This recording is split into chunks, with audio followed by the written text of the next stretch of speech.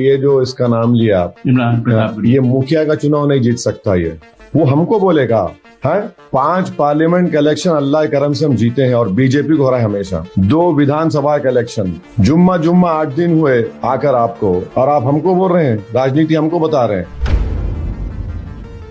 हमारी जो ताकत है ना, सरकारें बदल जाती हैं, टीडीपी चले गई, किरण कुमार रेड्डी की सरकार चले गई, तेलंगाना बना, बीआरएस सत्ता में नहीं है, अब कांग्रेस, तो हमारा तो पोजीशन वही बराबर है।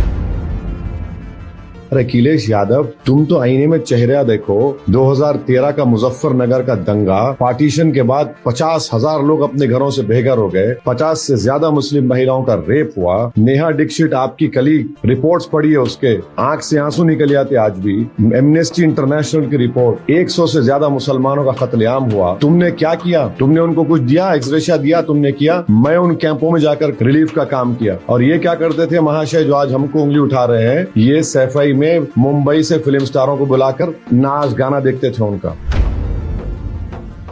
मागंटी गोपीनाथ को उसको वोट नहीं मिलना चाहिए, और वैसे ही सीमांचल में सुभान साहब को वोट नहीं मिलना चाहिए, वैसे ही अमूर में वहाँ पे जो बुजुर्ग कैंडिडेट हैं मस्तान साहब को नहीं मिलना चाहिए, वैसे ही अरारिया में इबादुर रहमान साहब को वोट नहीं मिलना चाहिए, वैसे ही ठाकुरगंज में सऊद साहब को टिकट नहीं मिलना चाहिए, क्योंकि ये नाकाम लोग हैं। इमरान प्रतापगढ़ी इसी सीमांचल में भाषण दे रहे थे। रेवंत रेड्डी के कैंडिडेट जुबली हिल में आप प्रचार करेंगे उनके लिए।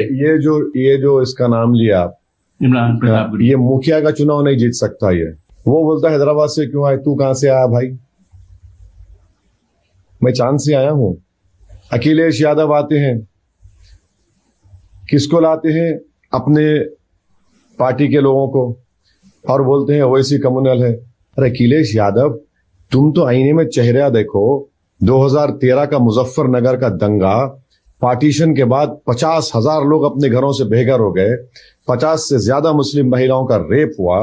नेहा दीक्षित आपकी कलीग, रिपोर्ट्स पढ़ी है उसके, आंख से आंसू निकल आते आज भी। एमनेस्टी इंटरनेशनल की रिपोर्ट, 100 से ज्यादा मुसलमानों का कत्लेआम हुआ। तुमने क्या किया? तुमने उनको कुछ दिया, एक्सग्रेशिया दिया? तुमने किया? मैं उन कैंपों में जाकर काम किया। एक शाहनवाज लड़का है, नंबर दे दूंगा, पूछिए कॉल करके, रिलीफ का काम किया। और ये क्या करते थे महाशय जो आज हमको उंगली उठा रहे हैं, ये सैफई में मुंबई से फिल्म स्टारों को बुलाकर नाच गाना देखते थे उनका। सर्दी में तड़प रहे थे मुजफ्फरनगर के लोग, और ये लोग आकर हमको बोलते हैं। और वो लोग जो कभी कम्युनिस्ट पार्टी में थे, जो कभी एकता दल बना दिए, कभी बीएसपी में गए, अब एसपी में आ गए, वो हमसे कह रहे हैं कि एमआईएम के जितने एमएलए मेरे परिवार में थे। अरे भाई, आपका परिवारवाद आपको मुबारक। हमारी जो ताकत है ना, सरकारें बदल जाती हैं, टीडीपी चले गई, किरण कुमार रेड्डी की सरकार चले गई, तेलंगाना बना, बीआरएस सत्ता में नहीं है, अब कांग्रेस, तो हमारा तो पोजीशन वही बराबर है।